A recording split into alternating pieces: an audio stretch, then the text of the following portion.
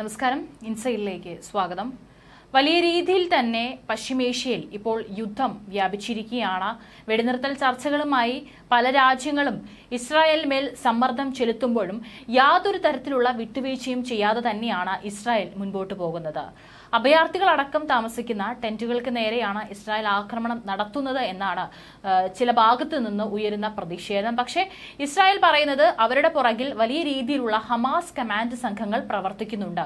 അവർക്ക് നേരെയുള്ള ആക്രമണമാണ്, അല്ലെങ്കിൽ ആ ഒരു ആക്രമണം നടന്നതിന് ശേഷം തന്നെ അവിടെ ഇത്തരത്തിലുള്ള ഹമാസ് കമാൻഡ് സെന്ററുകൾ പ്രവർത്തിച്ചിരുന്നു എന്നുള്ളതിന്റെ തെളിവുകളും ഇസ്രായേൽ സേന പുറത്തുവിടുന്നുണ്ട്.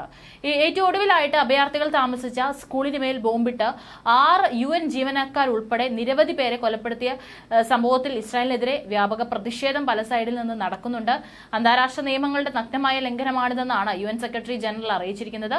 സിവിലിയൻ കുരുതി അംഗീകരിക്കാനാകില്ലെന്നും അമേരിക്കയും യൂറോപ്യൻ യൂണിയനും വ്യക്തമാക്കിയിട്ടുണ്ട്. യുനർവയുടെ 6 ജീവനക്കാർ ഉൾപ്പെടെ നിരവധി പേരാണ് കഴിഞ്ഞ ദിവസം മധ്യ ഗാസയിലെ സ്കൂളിന് നേരെ ഇസ്രായേൽ നടത്തിയ ആക്രമണത്തിൽ കൊല്ലപ്പെട്ടത്. ഗാസയിലെ സേവന പ്രവർത്തനങ്ങളിൽ നിന്ന് യുഎന്നിനെ പിന്തിരിപ്പിക്കുകയാണ് ഇസ്രായേൽ ആക്രമണ ലക്ഷ്യം. അതേസമയം തന്നെ ഇസ്രായേൽ ഏറ്റവും കൂടുതലായിട്ട് ഇപ്പോൾ തിരയുന്നത് ഒരേ ഒരു വ്യക്തിയെയാണ്, യഹിയ സിൻവർ. ഇതിന്റെ എല്ലാം തലച്ചോർ യഹിയ സിൻവർ ആണെന്നും അതുകൊണ്ട് തന്നെ യഹിയ സിൻവറിനെ കിട്ടിക്കഴിഞ്ഞാൽ പിന്നീട് അങ്ങോട്ട് ഹമാസിന്റെ അന്ത്യം അടുത്തു കഴിഞ്ഞു എന്നുള്ള ഉറപ്പും അല്ലെങ്കിൽ അതിനായുള്ള തിരച്ചിലാണ് ഇസ്രായേൽ നടത്തിക്കൊണ്ടിരിക്കുന്നത്. പക്ഷേ ഇത്രയും കാലമായിട്ടും മൊസാദ് അടക്കം അരിച്ചുപെറുക്കി നോക്കിയിട്ടും യഹിയ സിൻവറിന്റെ പൊടി പോലും കണ്ടെത്താനായിട്ട് ഇതുവരെ സാധിച്ചിട്ടില്ല. പക്ഷേ ഇപ്പോൾ തുരങ്കത്തിൽ ഇരുന്നു കൊണ്ട് യഹിയ സിൻവറിന്റെ ഒരു മുന്നറിയിപ്പാണ് പുറത്തു വരുന്നിരിക്കുന്നത്. അലക്സ തലസ്ഥാനമായി സ്വതന്ത്ര പരമാധികാര പലസ്തീൻ രാഷ്ട്രം സ്ഥാപിതമാകുമെന്നും ഇസ്രായേലിനെ പലസ്തീൻ മണ്ണിൽ നിന്ന് പുറന്തള്ളുമെന്നാണ് ഇപ്പോൾ ഹമാസ് മേധാവി യഹിയ സിൻവർ മുന്നറിയിപ്പ് നൽകിയിരിക്കുന്നത്. രക്തസാക്ഷിയും ദുരിതങ്ങളും പലസ്തീനുകളുടെ പോരാട്ട വീര്യവും ചെറുത്തുനിൽപ്പും ശക്തിപ്പെടുത്തുകയുള്ളൂ. നേതാക്കളുടെ പോരാളികളുടെയും രക്തം സാധാരണ പലസ്തീൻ ജനതയുടെ രക്തത്തിനേക്കാൾ വിലപ്പെട്ടതായി ഞങ്ങൾ കരുതുന്നില്ല. ഇസ്മായിൽ ഹനിയുടെ രക്തസാക്ഷിത്വം ഇക്കാര്യം അടിവരയിടുന്നു. വിപുലീകരണ ലക്ഷ്യം വെച്ച് പുലർത്തുന്ന സയനിസ്റ്റ് രാജ്യമാണ് യഥാർത്ഥ ശത്രുവെന്ന് മുസ്ലിം രാജ്യങ്ങൾ തിരിച്ചറിയണം. ഐക്യത്തോടെ നിലയുറപ്പിക്കണമെന്നാണ് യഹിയ സിൻവർ ഇപ്പോൾ മുന്നറിയിപ്പ് നൽകിയിരിക്കുന്നത്. ഏതോ തുരങ്കത്തിൽ ഒളിച്ചിരുന്നുകൊണ്ടാണ് യഹിയ സിൻവറിന്റെ ഈ ഒരു മുന്നറിയിപ്പ് വന്നിരിക്കുന്നത്. കാരണം പുറത്തിറങ്ങി കഴിഞ്ഞാൽ ഇസ്രായേലിലെ പല ചാരക്കണ്ണുകളും യഹിയ സിൻവറിന്റെ തലയെടുക്കുമെന്നുള്ളത് യഹിയ സിൻവറിനെ വളരെ വ്യക്തമായി അറിയാം. ഹമാസ് മേധാവിയായ ശേഷം ആദ്യമായി ഗുത്സ TV പുറത്തുവിട്ട യഹിയ സിൻവറിന്റെ പ്രസ്താവനയിലാണ് ഇക്കാര്യം പറയുന്നത്.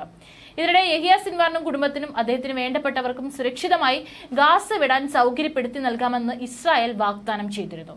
ഹമാസ് ഇതിനോട് പ്രതികരിച്ചിട്ടില്ല. ഹമാസ് മേധാവി ആയ ശേഷം ആദ്യമായിട്ടാണ് ഇത്തരത്തിൽ ഇപ്പോൾ ഗുത്സ TVയിലൂടെ യഹിയ സിൻവറുടേതെന്ന രീതിയിലുള്ള പ്രസ്താവന പുറത്തുവരുന്നത്. ബന്ദികളെ കൈമാറിയാൽ യഹിയ സിൻവറിന് സുരക്ഷിതമായി ഗാസ വിടാമെന്നാണ് കഴിഞ്ഞ ദിവസം ഇസ്രായേൽ വാഗ്ദാനം ചെയ്തത്. ഗാസ ആസ്ഥാനമായാണ് യഹിയ സിൻവർ കാലങ്ങളായി പ്രവർത്തിച്ചുകൊണ്ടിരുന്നത്. ഇപ്പോഴും ഗാസയിലെ ഏതോ തുരങ്കത്തിനടിയിലാണ് യഹിയ സിൻവർ ഉള്ളത് എന്നുള്ള റിപ്പോർട്ടുകളും പുറത്തു വന്നിരുന്നു. തിന്മയുടെ മുഖമെന്നാണ് ഇസ്രായേൽ വിശേഷിപ്പിക്കുന്ന സിൻവർ അവരുടെ ഹിറ്റ് ലിസ്റ്റിലെ മുൻനിരക്കാരനാണ്. അതുകൊണ്ട് തന്നെ സിൻവറിനെ നേതൃസ്ഥാനത്തേക്ക് എത്തിക്കുന്നതിലൂടെ ശക്തമായ മുന്നറിയിപ്പായിരുന്നു ഹമാസ് ഇസ്രായേലിനെ നൽകിയിരുന്നത്. കൂടാതെ വെടിനിർത്തൽ ചർച്ചകളോടും ഇസ്മായിൽ ഹനിയ സ്വീകരിച്ച അനുകൂല നിലപാട് ഇനി ഉണ്ടാകില്ലെന്ന സൂചനകളും പുതിയ പ്രഖ്യാപനത്തിലൂടെ ഹമാസ് മുന്നോട്ട് വയ്ക്കുന്നുണ്ട്. നേരത്തെയും വെടിനിർത്തൽ ചർച്ചകളിൽ ഹമാസ് മുൻപോട്ട് വെച്ച ഉപാധികളിൽ ഒരുപാട് പോലും പിന്നോട്ട് പോകാൻ സിൻവർ തയ്യാറായിരുന്നില്ല. അങ്ങനെ ഒരാൾ തലപ്പത്തേക്ക് എത്തുമ്പോൾ ചർച്ചകൾ എങ്ങനെയാകും മുന്നോട്ട് പോകുക എന്നതിൽ ഇതുവരെ വ്യക്തതയില്ല. 22 വർഷക്കാലമാണ് യഹിയ സിൻവർ ഇസ്രായേലി തടവറയിൽ കഴിച്ചുകൂട്ടിയത്. ഹമാസ് പിടികൂടിയ ഇസ്രായേൽ സൈനികൻ ഗിലാദ് ഷാലിത്തിനെ വിട്ടയക്കാൻ പലസ്തീനി തടവുകാരെ മോചിപ്പിക്കണമെന്ന ധാരണയുടെ ഭാഗമായി 2011 പിന്നീട് സിൻവർ ജയിലിൽ നിന്ന് പുറത്തിറങ്ങുന്നത്. മോചിതനായ ശേഷം ഹമാസിന്റെ നേതൃനിരയിൽ തന്നെ ഏറ്റവും ശക്തനായ വ്യക്തിത്വമായി അതിവേഗമാണ് സിൻവർ മാറിയത്. 2012 അദ്ദേഹം സംഘടനയുടെ രാഷ്ട്രീയ വിഭാഗം മേധാവിയായി തെരഞ്ഞെടുക്കപ്പെടുകയും സായുധ വിഭാഗമായ ഗസാം ബ്രിഗേഡിന്റെ പ്രവർത്തനം ഏകോപിപ്പിക്കുകയും ചെയ്തു. 2014 നടന്ന 7 ആഴ്ചകൾ നീണ്ട ഇസ്രായേലുമായുള്ള ഏറ്റുമുട്ടലിൽ പ്രധാന രാഷ്ട്രീയ സൈനിക പങ്കുവഹിച്ചതും സിൻവർ ആയിരുന്നു. 2015 അമേരിക്ക അദ്ദേഹത്തെ ആഗോള ഭീകരനായി മുദ്രകുത്തുകയും ചെയ്തു. 2017 പിൻഗാമിയായി ഇസ്മായിൽ ഹനി എത്തുന്നതോടെയാണ് സിൻവർ ഹമാസിന്റെ ഗാസ വിഭാഗം മേധാവിയാകുന്നത്. പൊതുവെ ഗാസയിൽ ഉടനീളം പ്രാദേശികമായി യാത്ര ചെയ്ത് പ്രസംഗങ്ങൾ സംഘടിപ്പിച്ചിരുന്ന സിൻവർ ഒക്ടോബർ 7 ശേഷം ഒളിവിൽ തുടരുകയായിരുന്നു.